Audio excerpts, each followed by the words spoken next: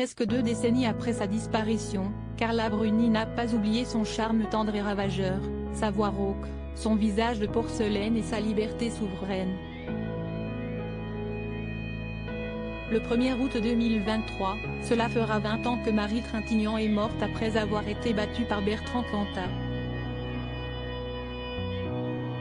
Condamné à 8 ans de prison, le chanteur du groupe Noir Désir avait bénéficié d'une libération conditionnelle en 2007 après avoir effectué la moitié de sa peine. Son contrôle judiciaire a pris fin en 2010.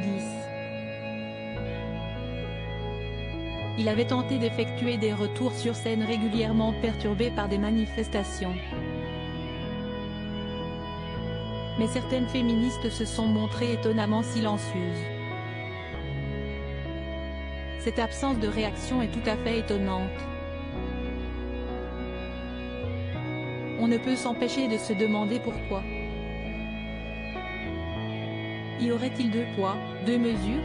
Dénonce Carla Bruni ce mercredi 8 mars, en pleine journée internationale des droits des femmes, dans les colonnes du Point. Il a existé une certaine indulgence vis-à-vis de Bertrand Cantat, icône altermondialiste de l'époque, déplore la chanteuse, comme le fait dans son livre Désir noir, la journaliste Anne-Sophie Jeanne. Pour l'épouse de Nicolas Sarkozy.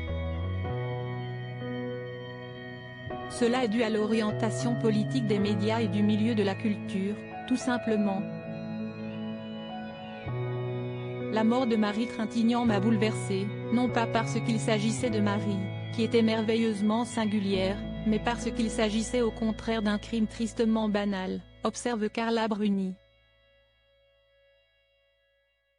Les chiffres des féminicides ne font qu'augmenter en France et dans le monde chaque année, et ce quelle que soit notre culture ou notre situation sociale. Alors que Marie a connu une vie flamboyante, elle est morte d'un crime sordide, ajoute dans Le Point la mère de Julia. Jean-Louis Trintignant, qui sont les femmes qui ont marqué sa vie? Carla Bruni ne croit pas à la thèse de l'accident pour Marie Trintignant. Pour Carla Bruni, l'argument selon lequel c'était un accident n'est pas acceptable. Lorsqu'il arrive un accident on appelle les secours, il me semble, tranche-t-elle. En 2010, la femme de Bertrand Cantat, Christina Redi, s'est suicidée. Elle aurait aussi été victime de violences et de harcèlement.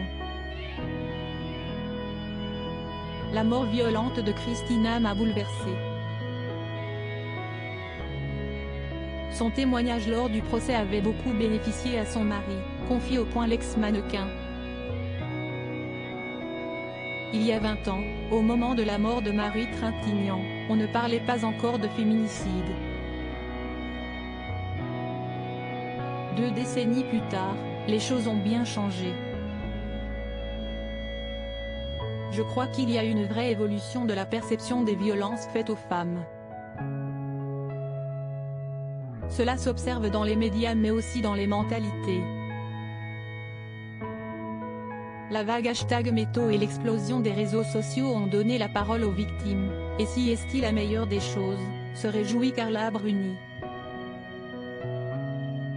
Cette dernière estime toutefois qu'il est important de rappeler la règle juridique de la présomption d'innocence, qui est un des fondamentaux de la démocratie.